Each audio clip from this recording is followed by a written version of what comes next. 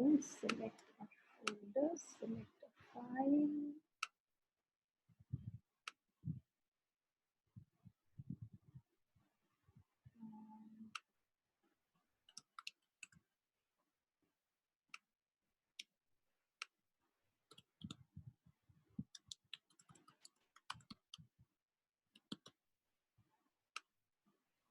Welcome everyone to this episode of On the Front Lines.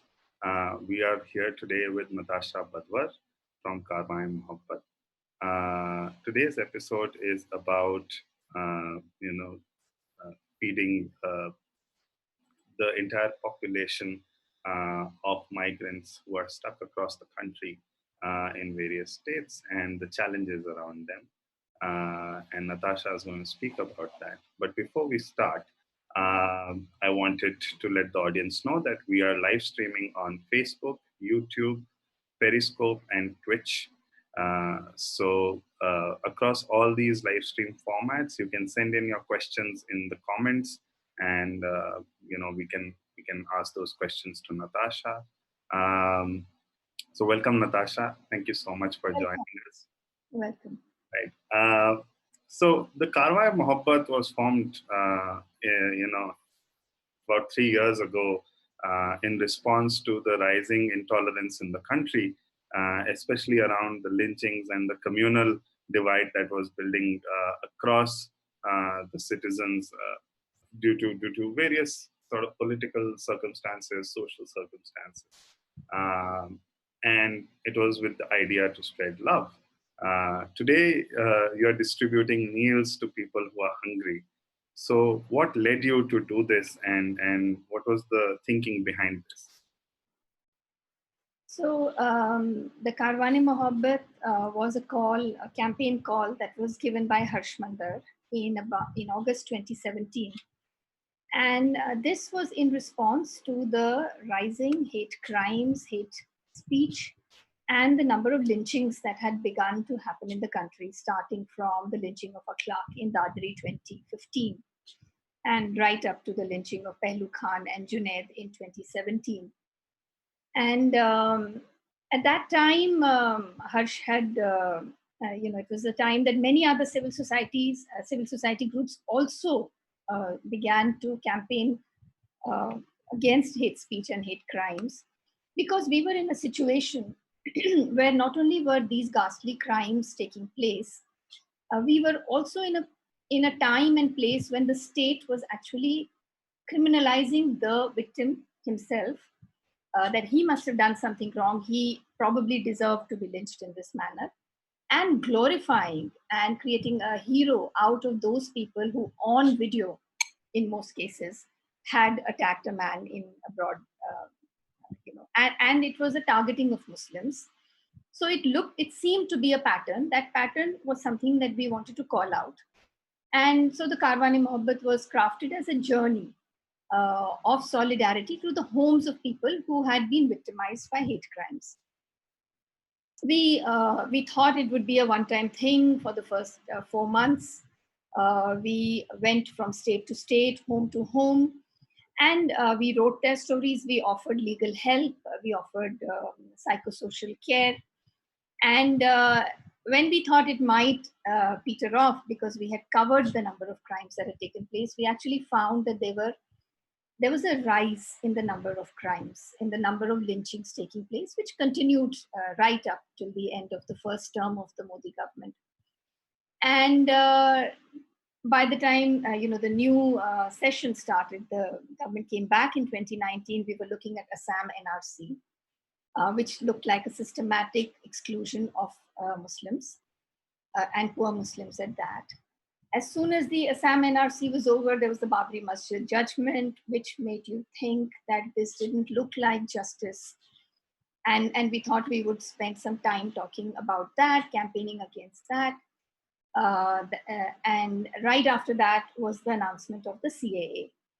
And that's fresh in everybody's memory since the 15th of December, the protests in Jamia, in Aligarh Muslim University, the beating up of students in JNU, the multiple peaceful protests led by Muslim women and other women throughout the country, culminating in a kind of escalation of first verbal violence with the Delhi elections in Delhi and the kind of speeches that were given by BJP MLAs, culminating in the violence that took place in Northeast Delhi.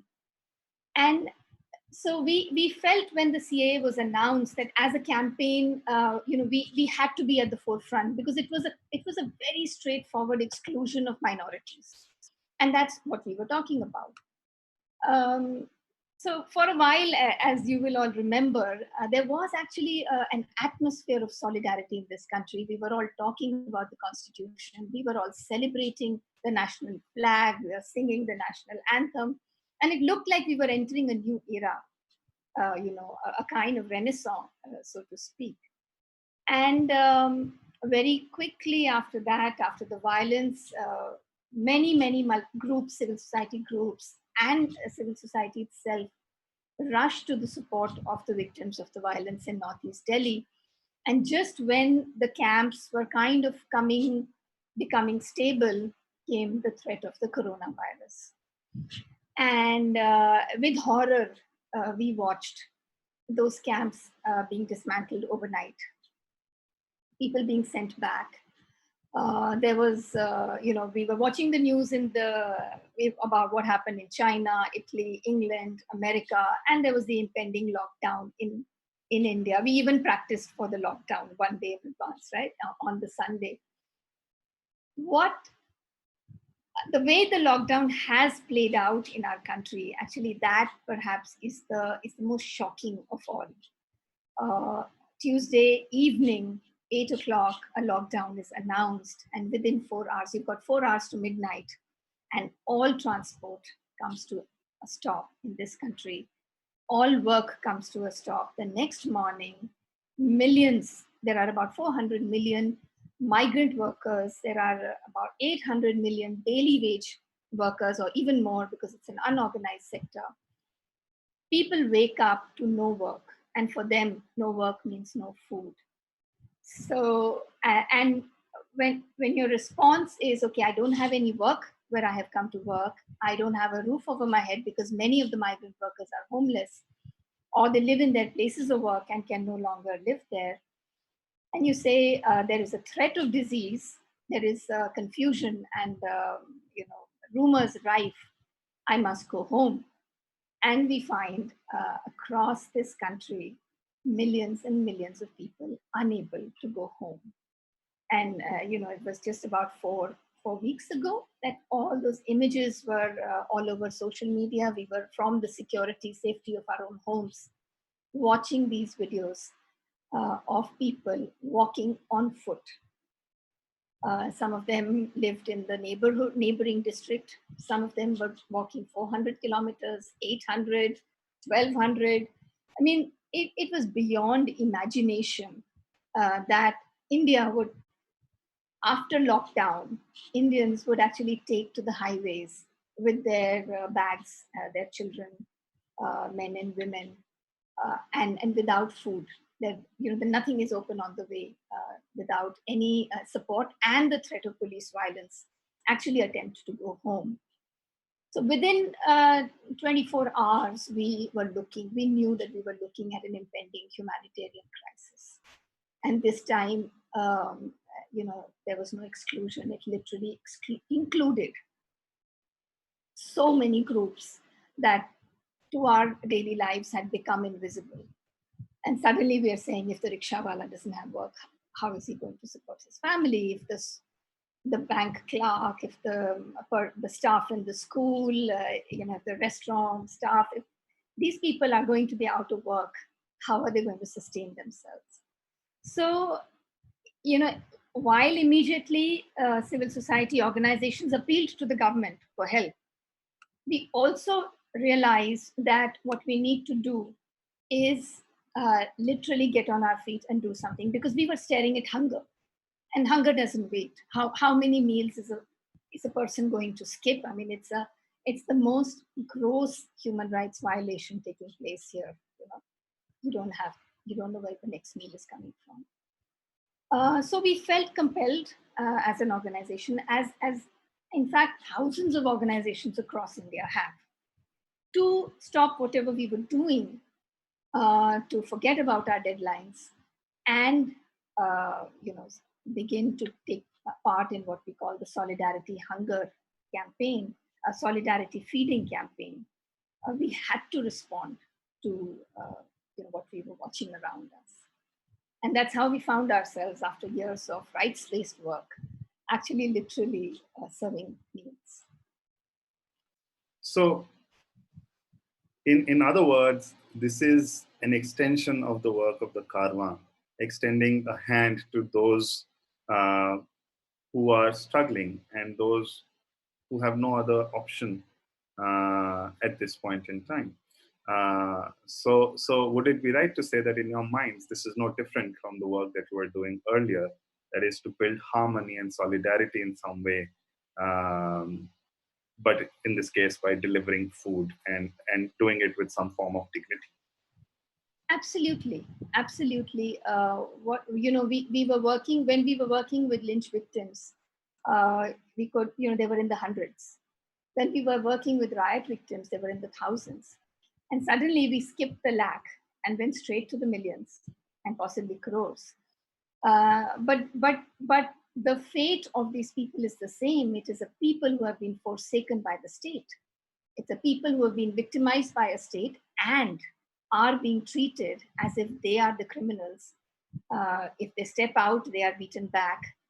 They have been literally arrested on the highways. They have died on the highways. There are quarantine camps everywhere. Many people who stepped out on foot have not reached homes. They have been stopped in quarantine camps. And the injustice of it, what we are talking about is protecting ourselves with the lockdown. That's the intention of the lockdown, right? That even if it means a loss in profits, the health of the nation, the health of the individual citizen of this nation is of great priority, and we must protect ourselves by social distancing.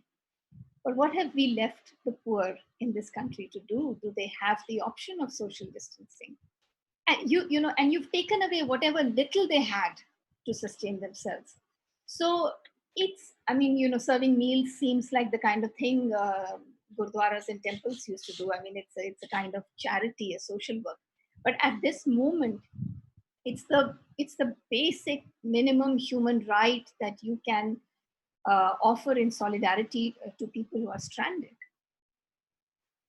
And not only are we serving meals, we are also writing about it constantly in as many avenues as we can. We're making films, we're putting them out, we're doing a crowdfunding. So we're trying to make as much of a noise, get as much attention to the plight of these people as we can with whatever resources we have. You make a very important point, that the poor are being treated as if they are criminals, as if they are in conflict with law. Um, why do you think that is happening? We're an apathetic state. We are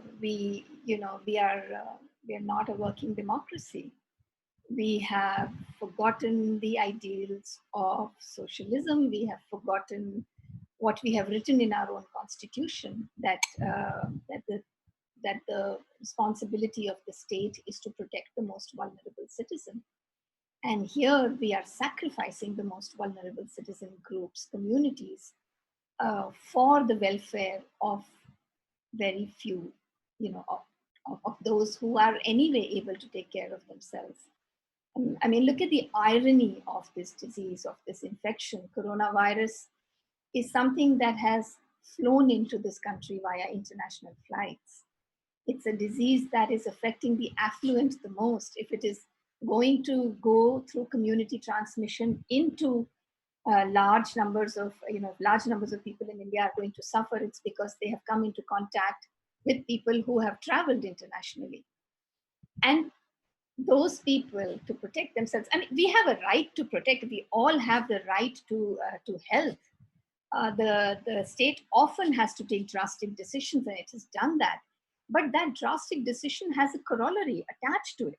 We go to war, we don't abandon our soldiers. We take care of them. We make sure that they are protected. We don't just throw them to die. But what have we done right now? It's a war against a virus, we say, but who have we sacrificed? Not only the entire labor force, but if you look at them in terms of families, it's a whole generation that is going to be scarred.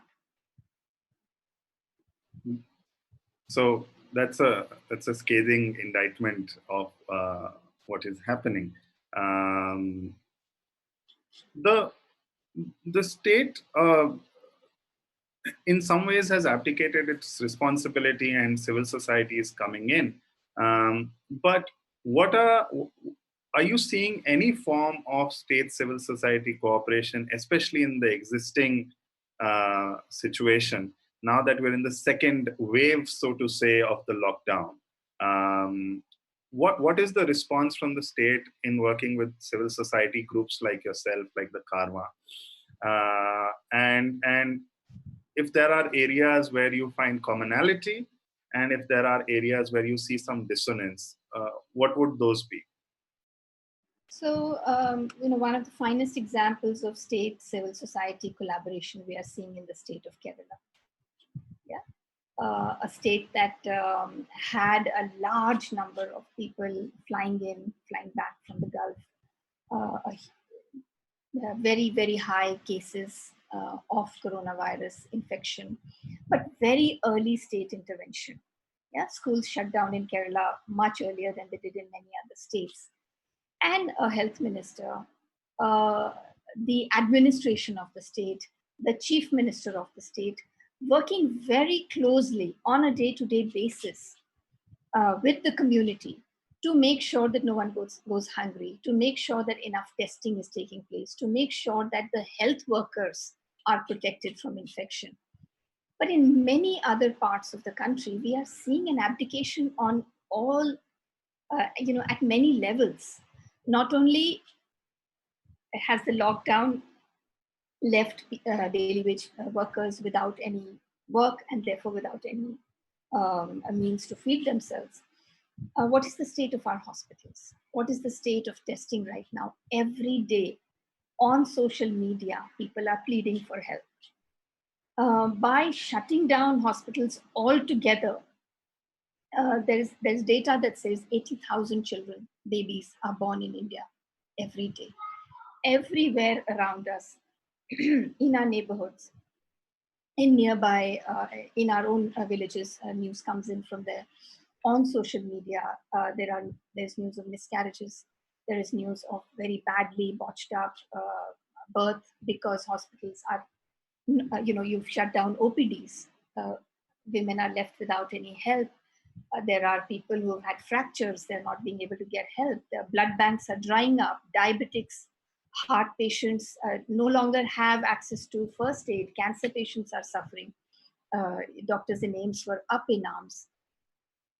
Besides that, people who are testing positive for corona, the kind of quarantine that they are being subject to, the kind of deaths some of them are dying. I mean, at literally every level, we do not have the kind of modern day organization, modern day access to technology and human resource that we actually have in this country.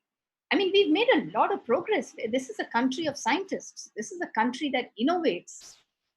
We are not, it's not that we don't have public health facilities, but the kind of panic that we have spread, the kind of rumor mongering that is being allowed, add to that the Islamophobia that is being promoted by mainstream media, as well as the health ministry to some extent by giving out numbers, of cases caused by Marcus people. So what we are left with, I mean, there's so much dissonance in a way, Rishabh.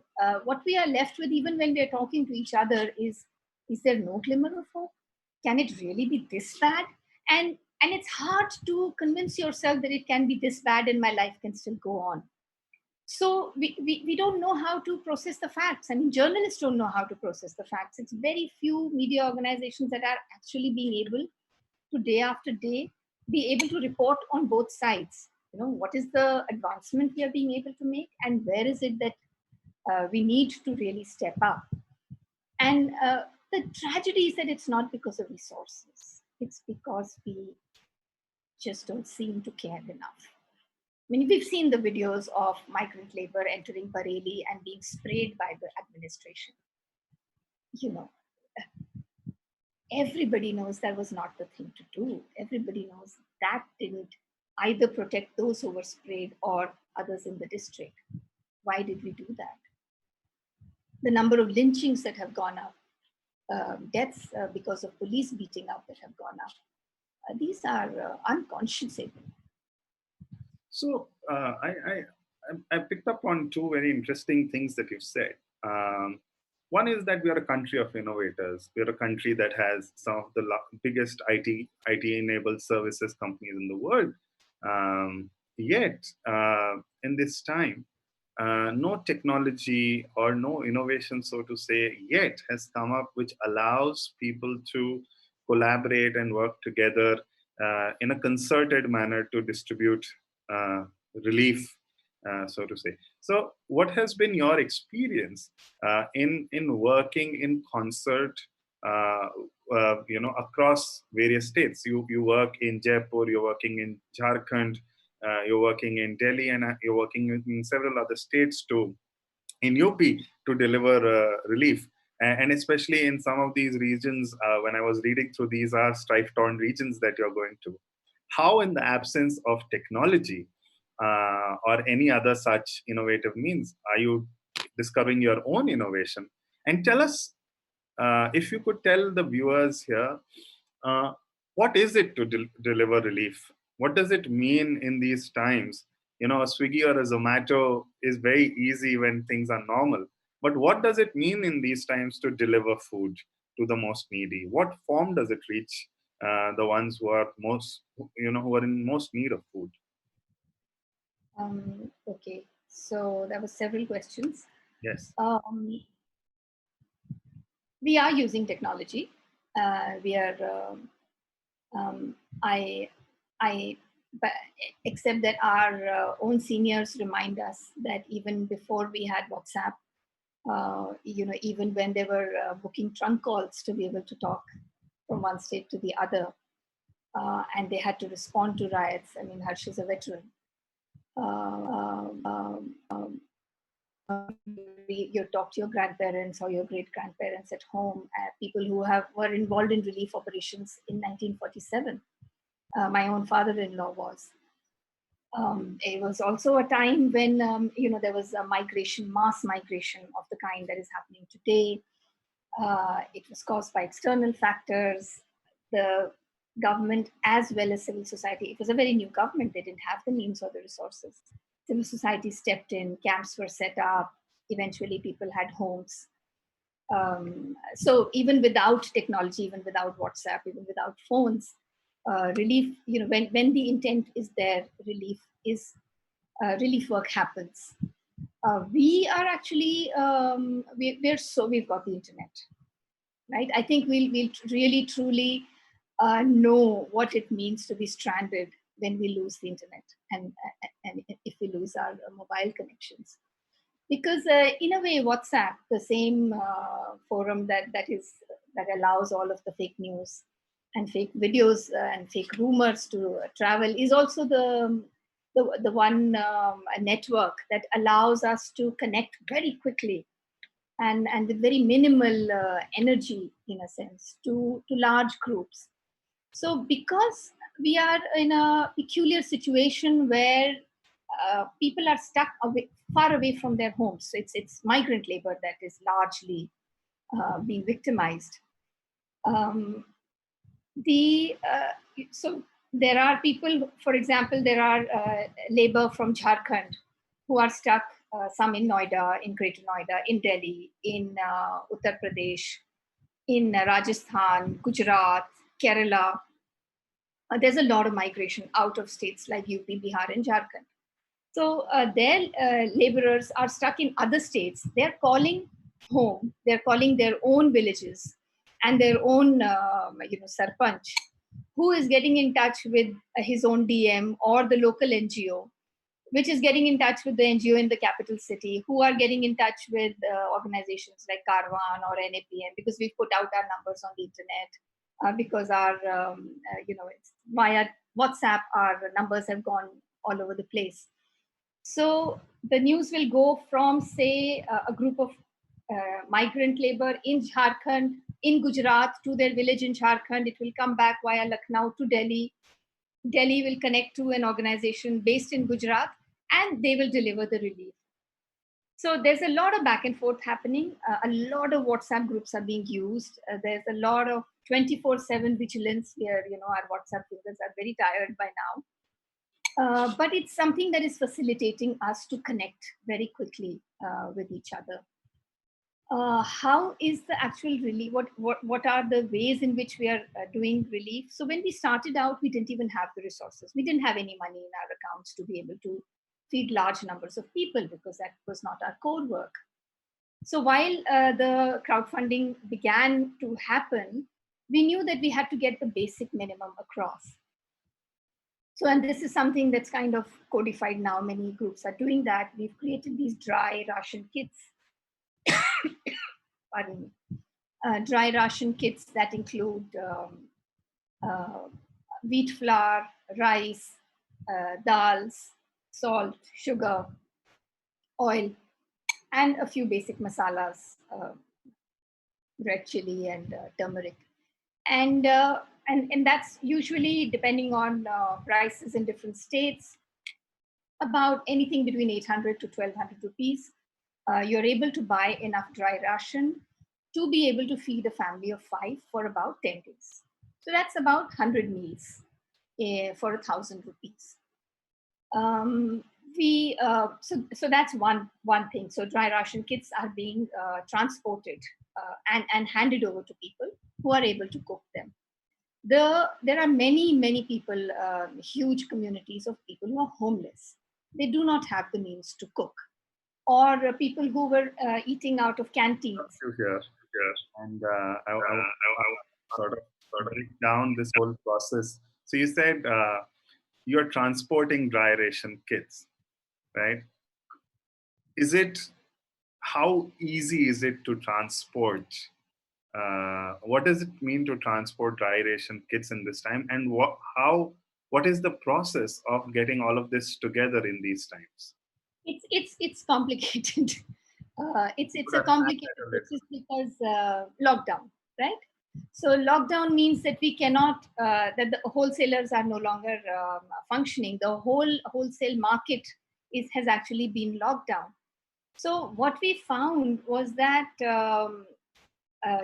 large organizations that actually deal with this, so say Big Bazaar, Reliance, we spoke to them first, but they were not able to, because of their own internal processes, which do not allow them to move very quickly and innovate very quickly. They were not able to, without advance payments and without generating invoices, move a large amount of food. So we had to fall back on multiple individuals who were being able to source. And we've known that this person is going to run out, so we need another person.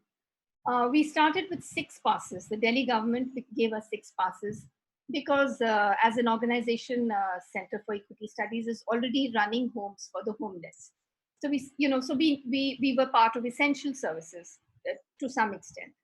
We used those 6 passes to actually run 6 vehicles 3 times a day with different teams throughout the day, 18, 19 hours in a day. So sometimes we have reached a homeless community and woken up people and said, your food is here. Because it's that late, that close to midnight by the time we've actually reached there. So lockdown means you can't have enough volunteers. Lockdown means you can't have enough people on the roads. Lockdown means that there is the police to navigate with. So the numbers are actually much lower in terms of how much we're being able to do. But we're still doing it. We've still got volunteers. People have volunteers who are doing this work. Many of them are not going back home. So we've got an office where they're all living together because they're going out throughout the day and meeting many strangers, they may pick up the infection at any point in time. They're risking their lives. So if they go back home, that's a problem. So most of our volunteers, in fact, are actually living in the office in their own group. And so that's how dry ration kits are going. We are getting calls from most of the low income colonies in Delhi. The number of calls are escalating. If 15 days ago we were getting 200 calls a day, we are now getting 600 calls a day. People who had food for the first 4 weeks are now running out. People are scared. Many people have now been told that they do not have the job that they had. It's taken, so a sense of not having anywhere to go back, even when lockdown lifts. That's a problem. So that's dry rations. The homeless communities need cooked food. So community kitchens are cooking food, and that's being delivered. That's also being done on a large scale by the Delhi government. But you've seen yesterday, Scroll had a video of migrant labor standing in queue, and these were only men. All of them were able-bodied men. All of them were men, young men. And that the queue of them waiting for one meal was 2 kilometers long. So they actually took that video from a car, and the car drove for 2 kilometers. That queue went on. And if you look at who is excluded, there are no women in that group. So how are they getting their meals? Where are the children? Where are the older people? Where are the disabled people? Those are the people that we are trying to reach, which is why we say last in line, trying to reach the last in line. In many places, we can't send dry ration, we can't reach ourselves because they're remote, and lockdown does not allow that kind of mobility. So we have one team that is actually calling up the nearest Kirana store or the nearest ration shop. We get their number and we say, well, this person is coming to your shop, give him this dry ration kit and we'll make a Paytm or a phone pay or a Google Pay payment to you. So we are using technology as it is available to us, and it is actually facilitating things. But it's just the reality of what we are having to do. And if we are reaching 100,000 people, we know that there are 1 million that we are not. That there are hundreds of millions that we are not. So that is that however much you do, you have that sinking feeling that so many others have fallen into helplessness. So interestingly, in this crisis, it seems that what you're not able to do sometimes takes over all that you're able to do, and that may be the overarching feeling that one is left with as a volunteer. So as someone who's part of a large team of people who are essentially not getting paid for this and are doing this almost 24/7 in trying to make the various moving parts work, and that too not in one city but many cities, how are you keeping your spirits up? And by you, I mean you and your volunteers. And what are the challenges that you see there? Yeah, so we're keeping our spirits up like people do in crisis. You have to play mind games with yourself. You have to group together, as a group. We have Zoom meetings once a week where everybody comes on board. We give each other strokes. We remind each other of how much we're doing, how little we were prepared for it, how much support and solidarity we are getting from others. So the number of volunteer requests that we're getting, the way in which people have made donations to keep the work going, the emails that we get where people tell you, okay, I saw this film and I want to reach out to this person. Those are the things that you have to remind yourself, that you're doing the best that you can, that it's temporary, and that you have to remember that when lockdown ends, when the threat of the virus is over, these are things we must never forget. We must never forget how unprepared we were as a state and as a society to be able to respond to just the threat of influenza among us, and that there are lessons here that must stay with us forever. Right. Um, in you've been saying that you've been relying on individual generosity to keep things moving. You reached out to a big bazaar, and you reached out to other retail stores, you reached out to individuals who supported you. But for the last week or so, we've been hearing news reports of the Food Corporation of India opening up its go-downs, food grains being made available to nonprofits, and that you can buy it at a certain cost. Uh, why is it that you're not? Are you able to access those things? As an organization, we haven't yet accessed it, uh, partly because our processes are in place and we are able to get what would have cost 1,200 rupees in the market at about 8:30. So because we started working very early, within 24 hours of the first lockdown, we've kind of reached a place where we've got not only donors but also processes by which we are able to procure in place. Other organizations are working much more closely with the government and being able to get their help. We also are working with the government in states like Jharkhand, for example. The government sends us their lists and we send our lists. If we can't cater to someone, we send it to them. If they have people stranded somewhere they can't reach, they send it to us. So that kind of collaboration is going on. We are very, very hopeful.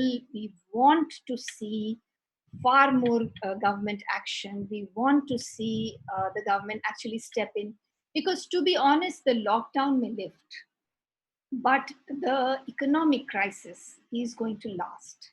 It's going to last for a long time. The threat perception, the sense of fear, that's going to last a long time. And the best people, with the people with the best resources to be able to communicate, to be able to reach out, remain the government, remain the people that we voted for.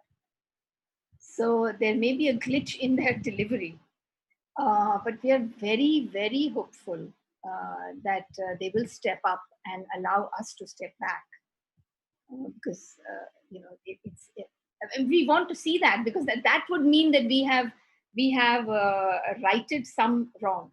That something has changed. We have become better in terms of some systems. So, to all our viewers who've just logged in, we are in conversation with Natasha Badhwar from Karwa Mohabbat, and you can keep posting your questions on YouTube, Twitter, wherever you're logged in from. We are live streaming across 3 or 4 platforms in Facebook, in YouTube, and in Twitter. One of the questions that's come to us is that, is the solution a strong data platform which would allow you to navigate the various needs much more easily? I know you've said that you have some sort of flow or process set up, some sort of codification that's happened. But do you think that a better platform would make things much more easier?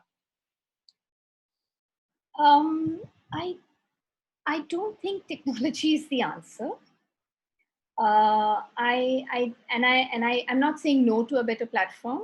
I mean, building platforms in this country, it doesn't take us more than 12 hours sometimes. There are a number of apps that are in place already. Not only the government app, but many other apps created by people. Put in your data, and it will reach somebody who will be able to deliver food to you. There are many websites that have been created which are collating all the organizations that are doing this work so that they are able to network with each other, and all of that is helping. But we have to recognize that the reason we are in this corner, the reason we are at a time when so many amongst us are sleeping hungry, is not because we lacked a platform or a website or anything that technology could solve. It is that we did not use our resources well enough. We did not put enough pressure on our government to act a different way. We allowed ourselves to be distracted. So even in the poshest drawing rooms, the conversation is about, did the Muslims bring corona? to India, not about what is the best way to do social distancing and bring the economy back on track, or how is it that I can contribute towards those in my own neighborhood who may be in need right now.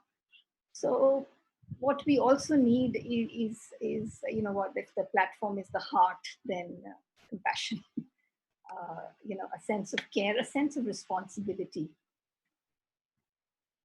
You spoke earlier on about the rise in hatred and violence even during these times, and now that you speak about the heart and the kind of spirit that needs to come from people living in their own localities, what is this rise in hatred doing to the spirit of solidarity and compassion that all of us are trying to build in? Or you know when we see on TV channels people walking for hundreds of kilometers, what is this hatred doing to us, and is it in some way impeding the efforts of hundreds of you who are on the streets trying to help people? I I'm I'm still fairly optimistic. I and actually doing this work is it cheers me up. It doesn't pull me down. On the contrary, if I feel overwhelmed on any particular time, I tend to sometimes say to myself, maybe because I am coming face to face with violence and hatred and hunger, that I am feeling so low. Maybe I need to take a break. But I always discover constantly that taking the break is actually making me feel worse. Because when you're doing something about what makes you feel bad, when you convert your disappointment and your depression, your sadness into action, you have sublimated it, and that action leads to some good, certainly. So while we are in the field doing this work, and we're doing it both online and offline, because we're also doing a lot of campaigning, awareness generation, there's no way people are going to find who we are and be able to support this work with the resources it needs unless we talk about the work and the importance of this work. So that's a very big part of what the Karma does. And what that does is actually puts us constantly in touch with people. And I know that's why you and I are talking right now. It's because you saw some of that, and reached out. So constantly in touch with people who are equally upset, who are equally disturbed by the state of things. Why? But I no longer take it personally that things are not so good in India, because if you look across the political spectrum, if you look across the geography of this world, political systems are collapsing across the world. England is not doing so well. They did not manage their corona situation. I mean, they managed it really badly, and they're suffering the fatalities. America is suffering. China has already suffered. India's, I mean, we've been very lucky in terms of the numbers so far. So we may not be in a good place, but there are enough good people who want to fix this.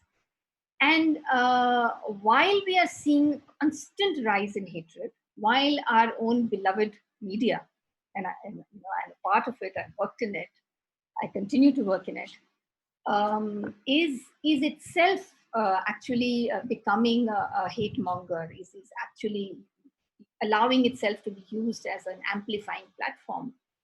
But at the same time, the alternate voices are also quite loud. And times like these actually allow us to come together. They also create a solidarity that earlier crises had not been able to. So, I mean, if we look at our own experience, we've been running this campaign online as well as offline. So our online presence, we were putting out films, we were writing about the lynchings, and we almost felt like we were imposing our agenda, or what hurt us on others, and asking them for a reaction. Sometimes it felt like that because the number of people who engaged with that were so low. Then the CAA protest started, and people kind of came towards Karwani Mohabbat as if like magnets, because they knew of the work, and now there was something that resonated with them. They the numbers grew, and with the virus, with the lockdown, the numbers have, they've shot up. So our films are one of our films, the one that we play right now. It did more than 1 million views on Facebook and generated some of the largest chunk of funds for our work. So we're seeing both sides, and I think it's very important for people like us to process it very carefully, to not be allowed to be pulled down with the narrative that hate is only rising and therefore the world is, it's not going to get better, because we are seeing the better side as well in action. So, as much as mainstream media would like us to believe that there is a villain, we see there are so many heroes that are rising up to the occasion. So, I want to go back to one of the questions of the logistics, which is, you have volunteers who prepare dry ration kits, you arrange for transport, you work with the police to get permissions, you find local contacts to make payments or to procure food from, and finally you reach the points at which you need to make deliveries. And often these are not just slums or slum dwellers, but these are homeless people who need, cooked food. These might be organized labor that has now been rendered destitute in some way. Um, how often has it happened that you might have reached with a certain assumption of need, and the reality is totally different? So you have food for 20 people, but in the end you probably there are 1,000 people waiting there. How do you deal with that? Yeah. So that's been a learning. That's certainly been our experience. Um, we have actually the very small group amongst us called the Hosla group. They are people, they're a team that have been working with the homeless for many years now. And they've been working across cities, in Patna, in Hyderabad, in Delhi as well. And so all the lawyers amongst us and the media people amongst us are, for us now, our mentors are the team that actually work with the homeless day in and day out, because they have developed the eye, they have developed the empathy to be able to see and tell who is it that is in the most need. So for the first few weeks, what we were doing was that we were actually doubling our effort by first sending in a team that did a needs analysis. So one person who knew how to do this, who was experienced, would go in the morning. He would identify who is the community leader, who is the person who's likely to be my ally when I come to distribute, who is the person who will take me into towards those people who are most in need, who can't come to my car, who can't come to the meeting point. And this person has done a needs analysis in the morning. He'll be the first, he'll do those rounds, and then second half of the day the food will go. In the beginning, this is what was working. What has happened now 4 or 5 weeks down the line is that the needs have magnified in a way that is very, very hard to deal with. So not only people who do not know where their next wage is ever going to come from, not only the daily wager and the homeless, but also the person who has been employed, or who might still have his job but is running out. Previous salary hasn't come, a next salary may not come, supplies have run out, cannot access their savings. I mean, those are the kind of people who have never stood in line to ever ask anyone else for it. So now what we're dealing with for the last 5 days is a kind of magnification of need, which is very, very, very, very hurtful, very, very traumatic to deal with.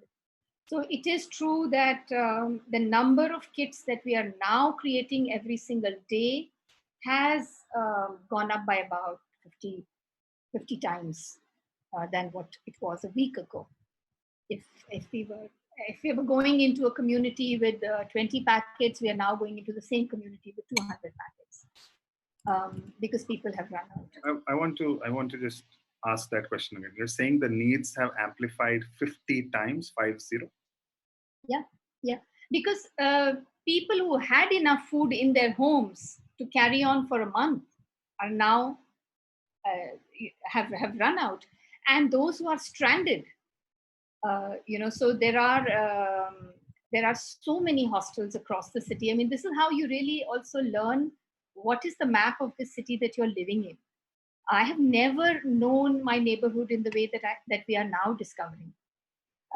So many industrial belts. So, these are all people with jobs. They had absolutely fully functional lives, but they've run out. They don't have any money to buy food anymore. There are communities that are sealed.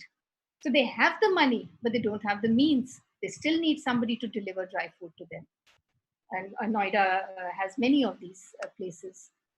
So yeah, needs have amplified.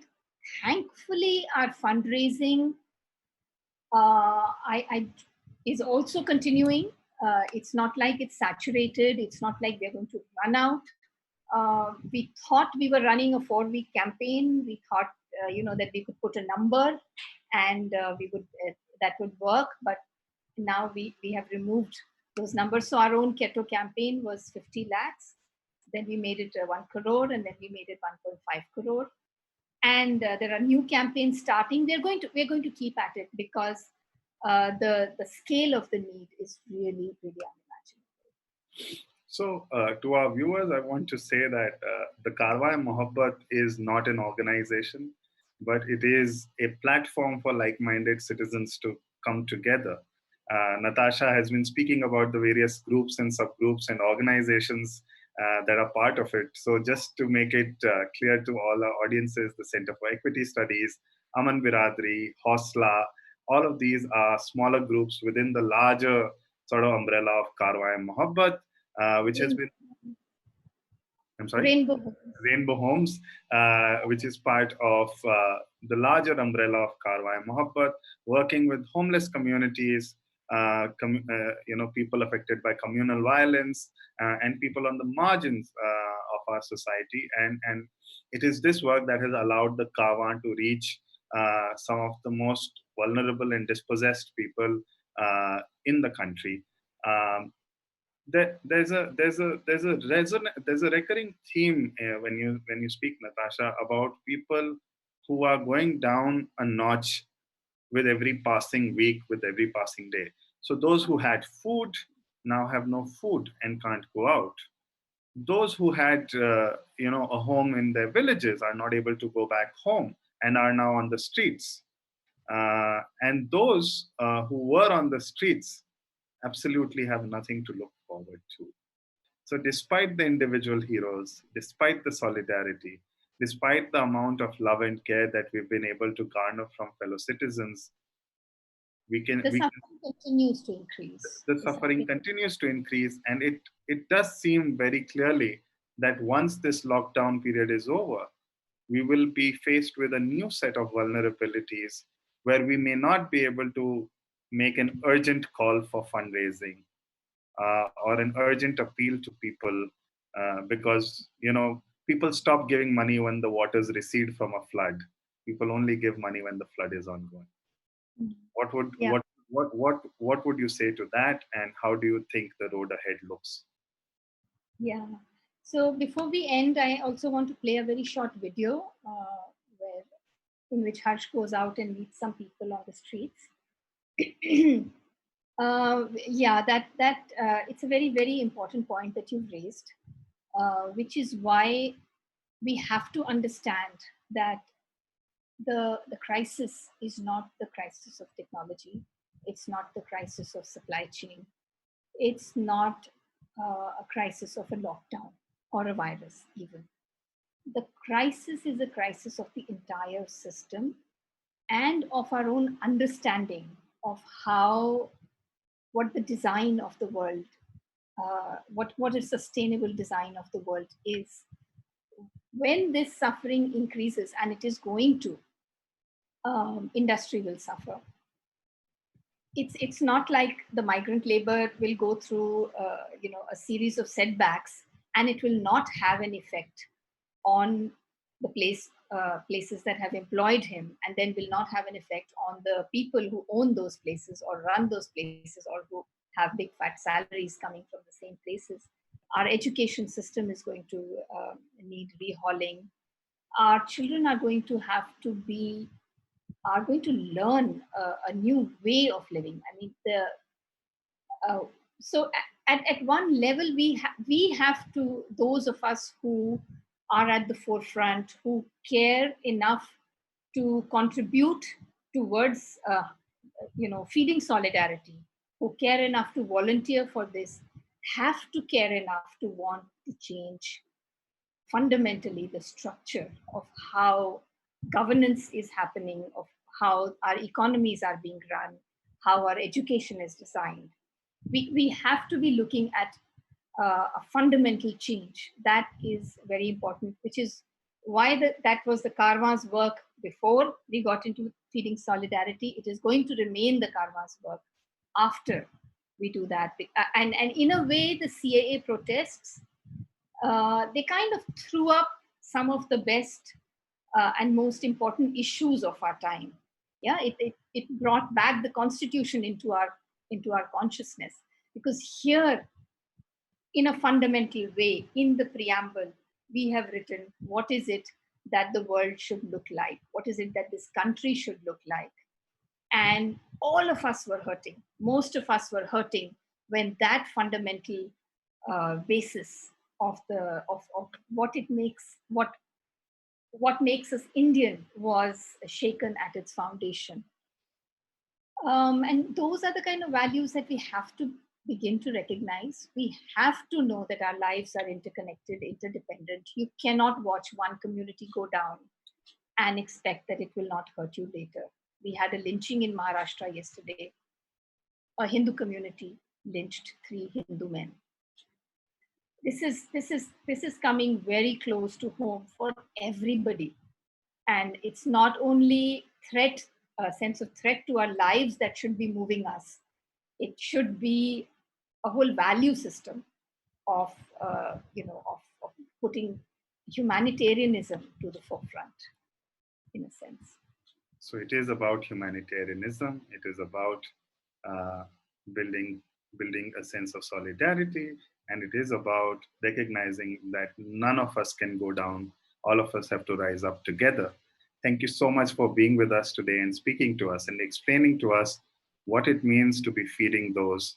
And it's not just feeding that you're doing, but literally building a community of people who will rise up to the occasion. I'll request. Be able to play the video? Yes, we will be able to play the video. So I'll request the team to play the video. And thank you so much for this conversation.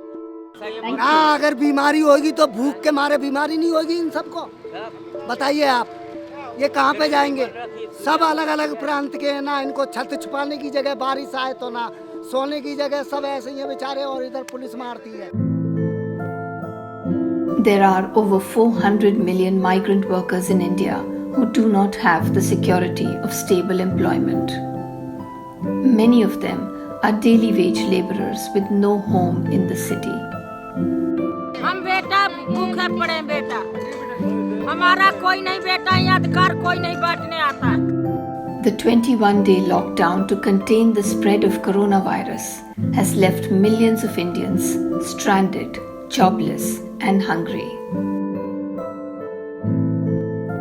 Our country is facing probably its biggest crisis since partition, and before that the Great Bengal famine of 1943. As our governments and the people of India fight this pandemic, the large majority of Indians do not have a job for which they will be paid a salary for sitting at home. They don't have a home at all, or if they have a home, they don't have a home which allows any kind of social distancing. They don't have a regular supply of water with which they can wash their hands. Sir को रक्षा करो, कहाँ तक ये भूखे प्यासे मर जाएंगे, दुकानें बंद हैं, पैसे भी नहीं जो खरीद के खा लेंगे। ऐसा दिन आ गया, दिहाड़ी भी नहीं मिल रही, क्या करें सर, बैठे हुए। Faced with uncertainty and weeks of unemployment and hunger, migrant workers have taken to walking on highways, trying to reach their homes. 22 people, including 5 children, have died in their desperate attempt to reach home. In many sites, we are seeing hunger emerging. We are seeing people already desperate for food. आप बताइए, जब से 21 तारीख से हमने रोटी का शक्ल नहीं देखा, जो कि इसी हाथ से रोटी बना के देने वाला आदमी। हम कारीगर इंसान हैं, मैं नहीं, बहत्तर कारीगर है। बसेरे में जगह नहीं है ना, बोलता है जो जितने हैं उतने ही हैं, बोल रहे हैं अब आगे आदमी नहीं घुसने देंगे, मारते हैं डंडों और से। दाल और चावल आते हैं इतने, वो किसी को नहीं मिलते, बाहर वाले को मिलते ही नहीं है, जो अंदर हैं उन्हीं को मिलते हैं, वो भी थोड़े थोड़े। हम लोग डेली मजदूरी वाले बाबूजी आदमी हैं, हम जहाँ काम करते हैं वहाँ डेली मजदूरी लेते हैं, जो भी 500-600 मिलते हैं, लेकिन मैं डेली लेता हूँ। फिलहाल होटल बंद नहीं, इसलिए मजबूरी में पड़ा हुआ है। खड़ा रहना पड़ता है।